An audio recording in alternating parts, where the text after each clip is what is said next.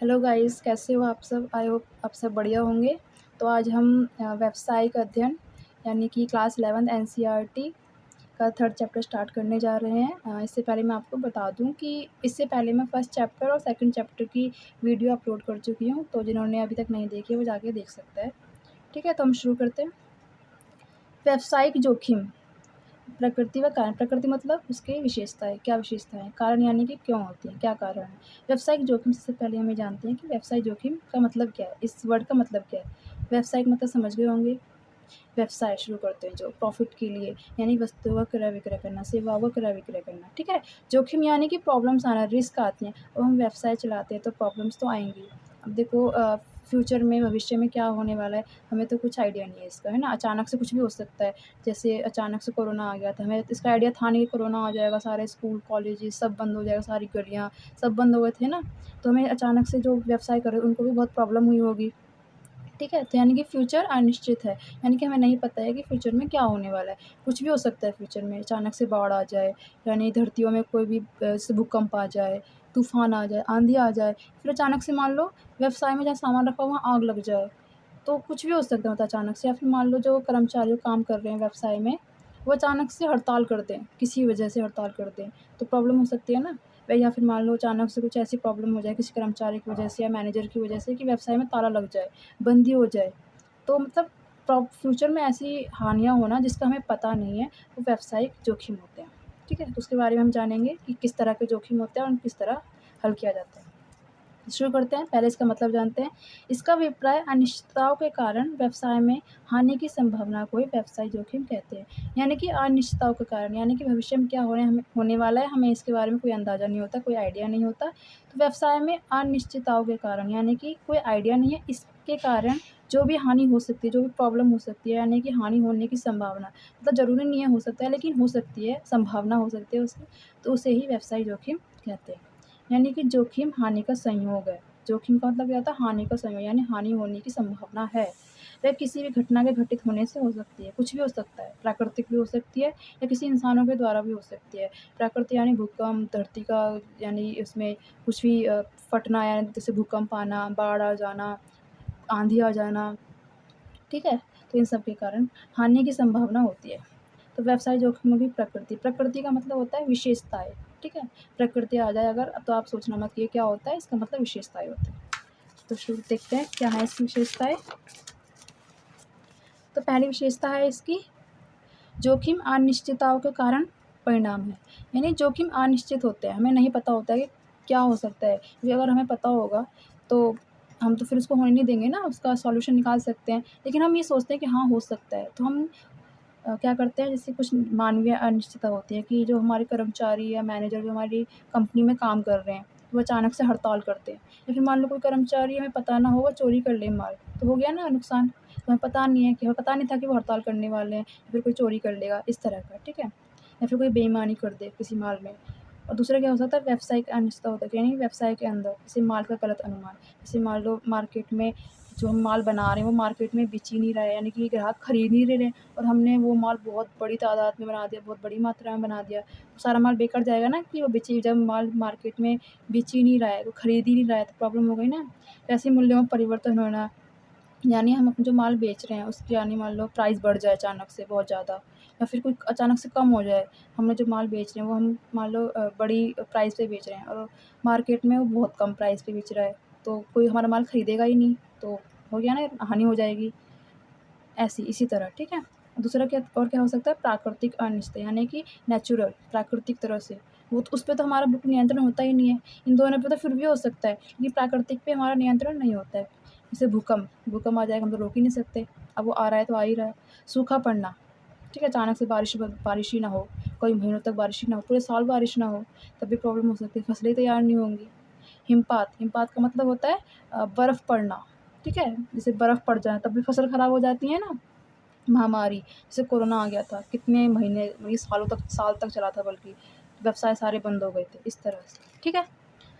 तो ये हो गया हमारे जोखिम अनिश्चितताओं का परिणाम है, समझ में आ गया ना? दूसरा क्या होता है, जोखिम से बचा नहीं जा सकता, जैसे प्राकृतिक जोखिम है। हम उसका सॉल्यूशन सोच सकते हैं कि हाँ, अगर ऐसी प्रॉब्लम आ जाए तो हम ऐसे सॉल्यूशन निकाल सकते हैं। लेकिन हम उससे बच नहीं सकते, वो आएगा ही आएगा, प्रॉब्लम होगी ही होगी, चाहे थोड़ा नुकसान हो पर होगा ही होगा। क्योंकि भविष्य अनिश्चित है, फ्यूचर हम डिसाइड नहीं कर सकते कि क्या होने वाला है, क्या होने वाला है, कल क्या होगा हमें नहीं पता।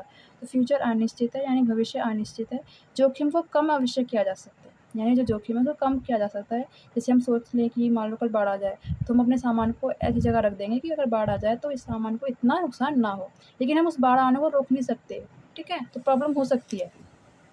तीसरा क्या है, जोखिम की मात्रा व्यवसाय के आकार के अनुसार, यानी कि जोखिम छोटे व्यवसाय में कम और बड़े व्यवसाय में ज़्यादा होता है। यानी जो जोखिम होता है वो जो व्यवसाय उसके आकार के अनुसार होता है, यानी व्यवसाय किस तरह का है, कितना बड़ा है, कितना छोटा है, उसके हिसाब से होता है।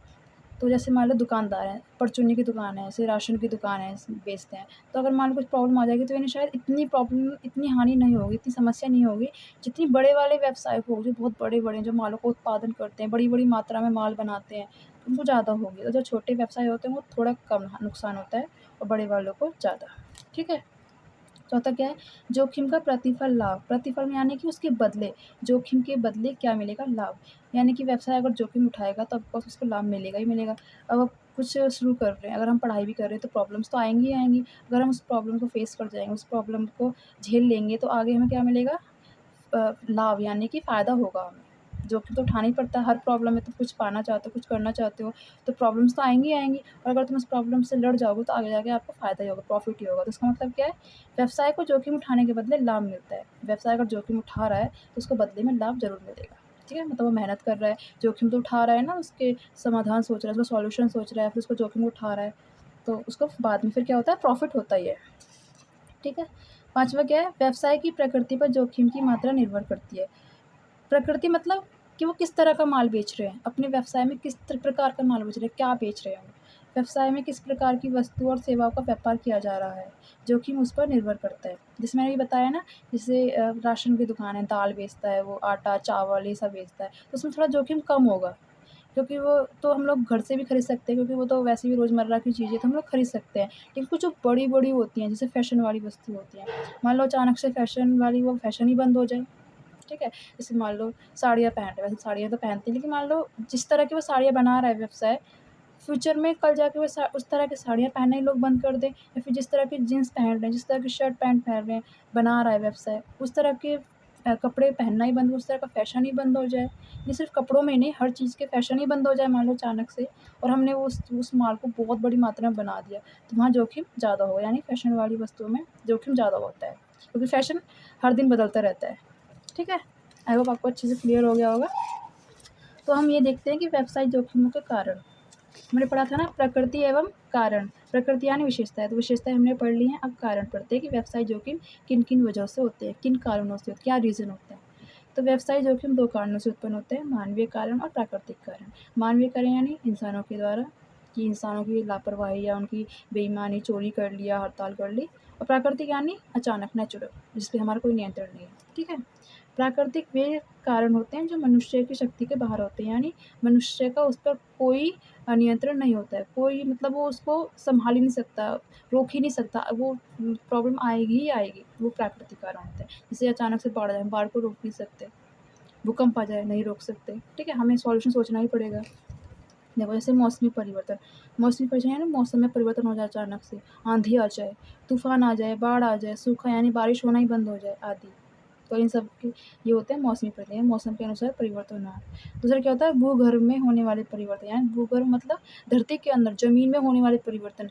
क्या होता है, भूकंप आ जाता है ज़मीन के अंदर, ठीक है? झटके आने लगते हैं अचानक से, तो इन सबको तो हम रोक नहीं सकते ना, तो ये क्या होता है, प्राकृतिक कारण। और भी कारण हो सकते हैं प्राकृतिक, जैसे बिजली गिरना, बिजली गिर जाए अचानक आसमान से, तब भी फसल ख़राब हो सकती है ना। टिड्डी दल का हमला, अभी बीच में आया था ना, शायद साल महीने पहले, कि टिड्डी दल ने हमला कर दिया, फसलें ख़राब हो गई, तो उन पे हमारा कोई रोक नहीं था, हमें पता भी नहीं था कैसे होने वाला है। तो ये क्या होती हैं, प्राकृतिक कारण, जिन पे इंसानों का कोई वश नहीं होता, शक्ति के बाहर होती है, इंसानों का कोई इन पर नियंत्रण नहीं होता, ठीक है? दूसरा क्या था, क्या होता है, मानवीय कारण, इंसानों के द्वारा जो प्रॉब्लम्स आती हैं व्यवसाय में, यानी इंसान जो कर्मचारी होते हैं, मैनेजर होते हैं, उनकी वजह से जो भी प्रॉब्लम्स आती हैं, उनको क्या कहते हैं, मानवीय कारण। मानवीय कारण क्या होते हैं? वे कारण जो मानव की असावधानी, यानी कि मान लो उसने असावधानी बरत ली, यानी कि उसने ध्यान नहीं दिया, तो प्रॉब्लम आ जाती है। बेईमानी कर ली, बेईमान कर लेते हैं ना, जैसे जो सामान इतने का बेचा, बताया इतने का रहे हैं, यानी ज़्यादा हम बेचा, कम का, तो बेईमानी। मंदबुद्धि, यानी कि थोड़ा मंदबुद्धि है, मतलब उसमें जितने चतुर है, जितनी चालाकी की ज़रूरत है उस व्यवसाय में, जितनी ज्ञान की, जितनी बुद्धि की ज़रूरत है, उस थोड़ी कम बुद्धि है, ठीक है? तो उसमें थोड़ी कम बुद्धि है, तो उसकी वजह से प्रॉब्लम आ जाती है, आदि। इन सब की वजह से मानवीय कारण आते हैं। जैसे कि कर्मचारियों की बेईमानी, तो इसमें क्या होगा? कर्मचारियों ने मान लो बेईमानी कर ली, जब व्यवसाय के पास काम करने वाले व्यक्ति ही वस्तुओं की चोरी करने लगे, तो रुपया चुरा लें, पैसे चुरा लें या माल चुरा लें, अपने घर ले जाएँ माल चुरा कर, बिना बताए, बिना मैनेजर को बताए, बिना मालिक को बताए, तो कर्मचारियों ने बेईमानी कर ली, ठीक है? तब भी नुकसान होता है। दूसरा है ग्राहकों की बेईमानी, ग्राहक जैसे चुपचाप जैसे माल खरीदने गए और दुकानदार जैसे मान लो वो सामान लेने चला गया और ग्राहकों ने चुपचाप कोई सामान चोरी कर लिया, या फिर पैसे लौटाने में ही मना कर दिया कि भुगतान, जैसे पहले उन्होंने उधार माल ले लिया कि हम कल पैसे भुगतान कर देंगे, और फिर वो नाट गए, यानी मना कर दिया कि हम पैसे नहीं दे सकते वगैरह वगैरह, तब भी इनको नुकसान हो जाता है। हड़ताल, जैसे मान लो हड़ताल कर देते हैं कर्मचारी, मतलब जैसे हड़ताल कर देते हैं किसी वजह से, जिसकी माँग करते हैं, और जैसे व्यवसाय नहीं कर पा रहा है तो वो हड़ताल कर देते हैं। काम ही करना बंद कर देते हैं कर्मचारी, तो काम रुक जाएगा तो उनका व्यवसाय में जो काम हो रहा है वो भी तो बंद हो जाएगा ना, उनकी जो सेल बिक्री हो रही है वो सब भी बंद हो जाएगी, तो हड़ताल करने से भी प्रॉब्लम आ जाती है, ठीक है?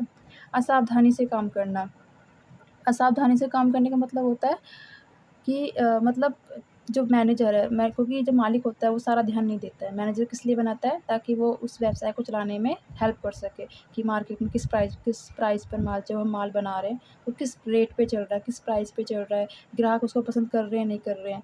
तो मान लो जो मैनेजर, उसने ध्यान ही नहीं दिया कि जो हम माल बना रहे हैं, वो मार्केट में माल खरीद ही नहीं रहे ग्राहक, या फिर खरीदे तो बहुत कम खरीद रहे हैं, या फिर जिस प्राइस पे हम बेच रहे हैं, उस प्राइस पे वो माल बिक ही नहीं रहा है। या फिर हमसे ज़्यादा जो दूसरे व्यापारी हैं, दूसरे व्यवसाय के लोग हैं, वो हमसे अच्छा माल बना के बेच रहे हैं और हमें ये बात पता ही नहीं है, यानी असावधानी, ध्यान नहीं देना, तो उसकी वजह से प्रॉब्लम आ जाती है। तालाबंदी, तालाबंदी करने, यानी कि हड़ताल कर देते हैं जैसे लोग, ठीक है? जैसे मान लो पूरे कर्मचारी जितने भी मेंबर्स हैं उस कंपनी में, उस व्यवसाय में, उन लोगों ने तालाबंदी मतलब हड़ताल कर दी, जिसकी वजह से व्यवसाय बंद भी हो सकता है लीगली, क्योंकि मान लो वो पुलिस के पास चले गए या उन्होंने कुछ शिकायत कर दी मालिक के विरोध, यानी जो कंपनी का मालिक है उसके खिलाफ कोई शिकायत कर दी, और हड़ताल करने लगे, बैठ गए वो लोग, कोई काम नहीं कर रहे हैं, तो व्यवसाय तो बंद हो जाएगा ना, तो व्यवसाय का जो प्रॉफ़िट कमा रहे हैं, जो माल खरीद रहे हैं, बेच रहे हैं, वो बंद हो जाएगा, यानी तालाबंदी, ठीक है? और अन्य प्रकार के जोखिम भी होते हैं, जैसे फ़ैशन में परिवर्तन। अभी मैंने बताया था ना, फ़ैशन में परिवर्तन, कि हमने किसी फ़ैशन की वस्तुएँ बना ली बहुत ज़्यादा, और वो कल जाके वो फ़ैशन ही ख़त्म हो गया। लोग उस फ़ैशन का प्रयोग ही नहीं कर रहे, उस फ़ैशन के कपड़े खरीद नहीं रहे, उस फ़ैशन का जो सामान है उसको खरीद नहीं रहे, तो प्रॉब्लम आ गई ना कि हमने फ़ैशन किया, अब क्या करें उन सामान का? तो फ़ैशन में परिवर्तन आने से प्रॉब्लम आ जाती है, नुकसान हो जाता है, जोखिम होते हैं। मूल्यों में परिवर्तन, यानी अचानक से माल की जो प्राइस है वो गिर जाए, कि हमने बहुत सारा माल बनाया और हम उस माल को इस प्राइस पे बेचना चाहते थे, लेकिन वो प्राइस ही कम हो गया, 100 का माल मान लो 50 में हो गया, 40 में हो गया, तो बहुत नुकसान हो जाता है ना।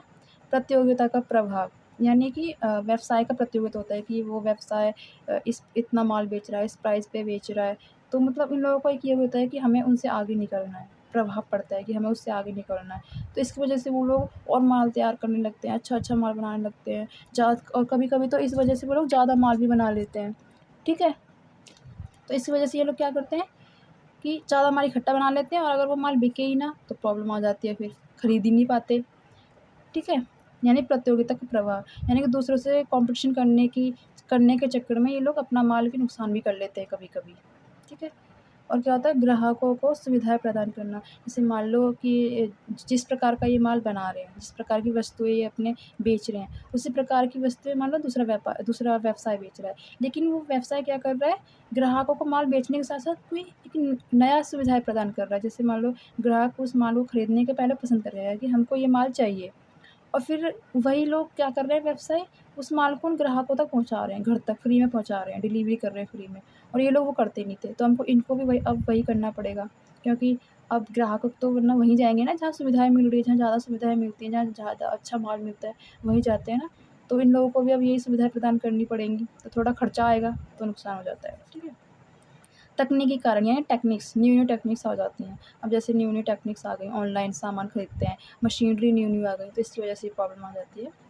क्योंकि मान लो वो पुराना कोई मेथड यूज़ करते हैं अपना सामान बनाने में, पुरानी टेक्निक्स यूज़ करते हैं। अब न्यू टेक्निक्स आ गई, अब मान लो किसी को वो यूज़ करनी ही नहीं आती, तो अब नए लोग रखने पड़ेंगे जिनको वो टेक्निक्स यूज़ करनी आती हो, तो इसमें भी प्रॉब्लम आ जाती है ना। यांत्रिक कारण यानी मशीनरी खराब हो जाए, मशीन ही खराब हो जाए। यांत्रिक मतलब जो मशीनरी वो यूज़ करते हैं, जितने भी यंत्र, जितने भी टूल्स यूज़ करते हैं, उसमें कोई ख़राब हो जाए, तो माल बनना बंद हो जाएगा ना, रुक जाएगा कुछ समय के लिए, तो उससे नुकसान हो जाता है। प्रबंधकीय कारण यानी कि जो प्रबंधक होता है, मैनेजर होता है, उसकी वजह से भी प्रॉब्लम्स आ जाती है ना, कि मान लो अगर मैनेजर है, वही कुछ मतलब जैसे पूरे व्यवसाय का आधार प्रबंधक होता है, यानी जो पूरा व्यवसाय चलाता है वो मैनेजर ही चलाता है ना? तो मान लो प्रबंधक किसी समय कुछ गलत निर्णय ले ले, कुछ नियम ही गलत वो कर ले, मतलब कुछ गलत डिसाइड कर ले। जैसे उसको कुछ करना चाहिए वो कुछ और कर ले, मतलब उसको डिसीज़न कुछ और लेना था, पर ले लिया उसने कुछ और। मान लो वो किसी प्रॉब्लम में था, या फिर वो उस तरफ ध्यान ही नहीं दे रहा था, मालिक ने कुछ और करने को कहा था, उसने कुछ और कर दिया। यानी मैनेजर की वजह से, कुछ गलती की वजह से नुकसान होना प्रबंधक के कारण होता है। जो मैनेजर होता है, जो प्रबंध करता है पूरा हमारे व्यवसाय का, जो ध्यान देता है पूरे व्यवसाय में, उसकी वजह से अगर कोई प्रॉब्लम आ जाए तो उसको प्रबंधकीय कारण कहते हैं। ठीक है? तो आई होप आपको ये अच्छे से समझ आ गया होगा व्यावसायिक कारण क्या होते हैं, यानी व्यावसायिक जोखिम जो होते हैं वो क्या होते हैं, प्राकृतिक, मानवीय। तो अगर आपको मेरी वीडियो अच्छी लग रही है, अगर आपको मेरा समझाया हुआ समझ आ रहा है और आप आगे मुझसे पढ़ना चाहते हैं, तो प्लीज़ मेरे चैनल को सब्सक्राइब करें, ताकि आगे मैं जितनी भी वीडियोज़ बनाऊँ आपको वो ईज़िली मिलती रहे। और अगर आपको मेरी वीडियो पसंद आ रही है तो मेरी वीडियो को लाइक करें। और अगर आपको कोई डाउट है, कुछ पूछना है या कुछ बताना है, या फिर आपको जैसे सही नहीं दिख रहा है मेरा लिखा हुआ, या कुछ समझ नहीं आ रहा है, या मेरी आवाज़ में कुछ प्रॉब्लम है, तो आप कमेंट कर सकते हैं। मैं आपको रिप्लाई ज़रूर करूँगी। Okay, thank you.